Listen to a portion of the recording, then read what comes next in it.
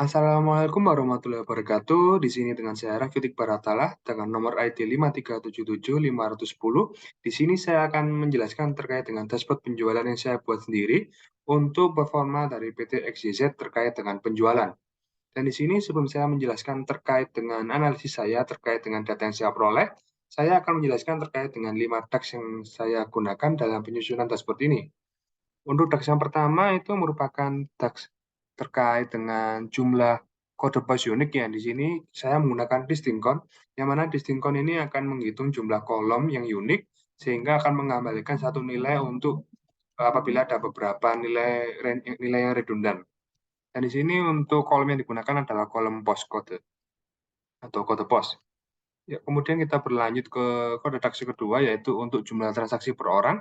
Di sini saya menggunakan count untuk buyer, untuk kolom buyer. Yang mana count ini cukup mirip dengan distinct count ya. Namun perbedaannya di count ini nilai-nilai yang tidak unik itu juga turut dihitung, sehingga nanti otomatis nilainya itu sedikit lebih besar atau mungkin lebih besar juga. Ya, kemudian kita berlanjut ke task yang nomor 3, yaitu task terkait dengan max penjualan.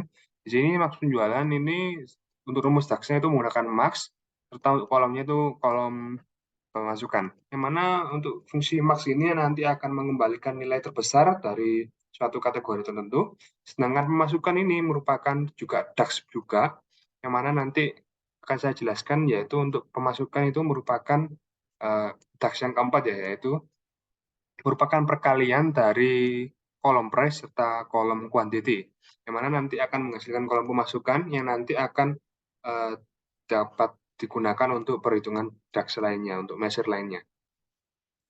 Ya, kemudian kita berlanjut ke hitungan DAX terakhir ya, yaitu rata nominal per transaksi. Di sini saya menggunakan average untuk kolom pemasukan, yang mana nanti akan mengembalikan nilai rata-rata dari jumlah-jumlah dari satu kolom. Ya, itu tadi merupakan penjelasan terkait dengan DAX yang saya gunakan, yaitu ada 5 buah. Sedangkan untuk DAX yang lainnya, saya kira masih tidak terlalu perlu. Ya, kemudian kita berlanjut untuk analisis data spot penjualan yang ada di tampilan layar saat ini.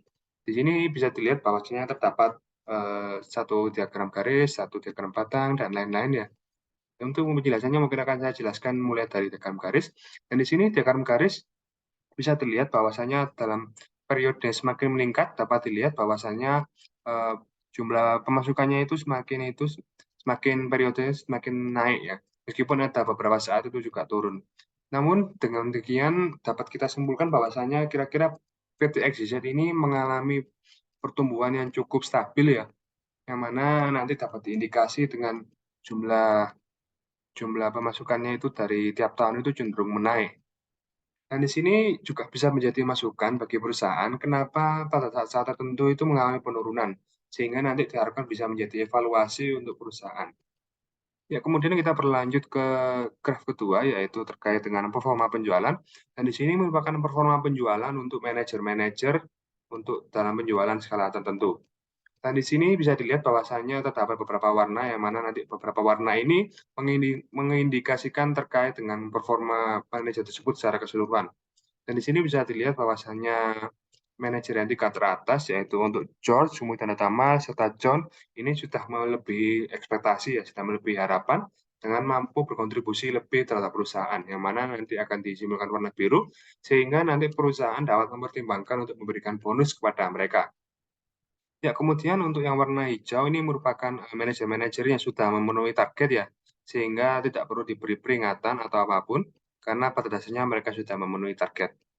Kemudian untuk yang merah ini harus menjadi perhatian bagi perusahaan karena menurut dari data yang diperoleh, mereka ini mengalami underperform ya, sehingga perlu dievaluasi lagi apakah terdapat kesalahan data atau memang dari mereka itu benar-benar tidak bekerja secara profesional, secara optimal. Ya, kemudian di bagian kanan ini terdapat beberapa card ya, yang mana untuk jumlah pemasukannya itu bisa dilihat cukup besar sekali, ya, sangat besar sekali, yaitu 973 billion atau miliar dolar. Kemudian untuk jumlah produk yang terjual itu 1,3 miliar. Kemudian ada rata pemasukan per transaksi yaitu 13,4 juta dolar. Serta untuk jumlah kategori, jumlah untuk kode pos yang unik, yang mana akan menjadi pemasaran nanti akan adalah 97. Ya, kemudian kita berlanjut terkait dengan jumlah transaksi per orang, dan di sini sudah diurutkan terkait dengan jumlah transaksi terbanyak hingga tersedikit ya, yang paling sedikit. Dan di sini diharapkan dapat menjadi patokan apabila perusahaan ingin memberikan bonus terlebih lagi untuk pelanggan yang memberi dalam jumlah banyak ya, akan memberi bonusnya lebih banyak sesuai dengan jumlah pembelian, yang mana nanti diharapkan dapat memicu untuk membeli lagi dan membeli lagi seperti itu. Ya, kemudian kita berlanjut ja ke yang lingkaran ini, yaitu untuk kuantitas per kategori. Dan di sini bisa dilihat bahwasannya untuk kuantitas per kategori ini cukup bervariasi ya, namun didominasi untuk warna hijau serta warna ungu, yaitu untuk woman serta untuk junior. Dan di sini perusahaan itu dapat memilih 2 jalur ya, yaitu jalur untuk spesialisasi atau 2 jalur untuk generalisasi. Yang pertama untuk jalur yang spesialisasi, perusahaan itu dapat eh, memfokuskan sumber dayanya untuk mengembangkan bagian-bagian yang dirasa itu paling menonjol dari mereka, yaitu warna hijau, warna ungu, warna kuning, warna merah ini, dan lain-lainnya. Dan dengan harapan nanti perusahaan itu dapat meraup untung yang sebesar-besarnya dengan cara menjual dari pasar mereka serta membentuk brand bahwasannya PT XYZ ini terkenal memproduksi barang ini yang berkualitas seperti itu. Sehingga nanti misalnya nanti untuk penjualannya itu nanti kita meruncing, meruncing sehingga ya diharapkan tentu saja nanti pendapatan yang dihasilkan nanti bisa meningkat secara eksponensial. Kemudian untuk pendekatan yang kedua yaitu untuk generalisasi, yaitu perusahaan juga dapat meningkatkan marketing, menggenjot marketing ya, untuk menopang terkait dengan kategori-kategori yang kurang laku. Semisal untuk yang warna ungu, warna pink, warna biru muda ini, yang mana nanti diharapkan nanti apabila apa apa apabila nanti performanya itu meningkat, nanti bisa tersaingi juga ya. Nanti akan muncul istilahnya itu persaingan yang sehat antara berbagai macam kategori ya. Jadi berbagai macam divisi nanti dapat bersaing ya dalam segi produksi serta penjualan, sehingga nanti dapat meningkatkan penjualan secara keseluruhan, sehingga nanti otomatis juga nanti dapat meningkatkan penjualan secara keseluruhan, sehingga nanti diharapkan ya akan terus feedbacknya itu nanti berloop-loop terus gitu seperti itu. Ya, kemudian untuk yang terakhir ya di sini yaitu untuk persebaran pemasukan tiap region, dan di sini kurang lebih ini maksudnya itu kira-kira region ini itu kontribusinya terhadap penjualan serta terhadap keuntungan itu berapa sih? Dan di sini bisa dimain-mainkan ya. Kayak misal dari NSW ini nanti akan misalkan suburbannya nanti bisa dipilih demikian, nanti akan berubah semua. Meskipun nanti eh, akan memakan waktu yang cukup lama ya karena keterbatasan device, namun kira-kira gambarannya seperti itu untuk grafik ini, yang mana ringkasnya yaitu untuk menampilkan terkait dengan eh, seberapa besar sih kira-kira kontribusi region ini dalam penjualan.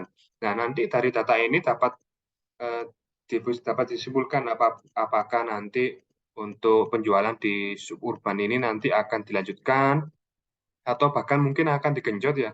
Jadi nanti strateginya kira-kira sama seperti yang di graf lingkaran sebelumnya. Apakah ingin spesialisasi, apakah ingin menonjolkan di bagian yang perusahaan itu sudah mengalami keuntungan yang berlebih, sehingga nanti akan lebih meruncing lagi, lebih tajam lagi, lebih untung lagi, atau generalisasi, yaitu perusahaan dapat memilih untuk meningkatkan produksi di bagian state serta suburban yang underperform penjualannya, sehingga nanti penjualannya merata seperti itu.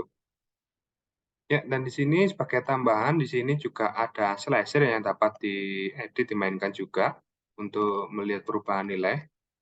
Tetap di sini ini sebagai hiasan ya, karena kurangnya data, karena hanya terdapat data penjualan ya. Namun apabila nanti ada data-data, misal data personalia, atau data pemasaran, data produksi, nanti bisa ditambahkan lagi. Namun untuk saat ini yang saya buat hanyalah untuk data penjualan. Ya, sekian saja penjelasan saya terkait dengan dashboard penjualan ini. Saya Raffitik Baratala, nomor ID 5377510. Saya mengucapkan mohon maaf apabila saya salah. Wassalamualaikum warahmatullahi wabarakatuh.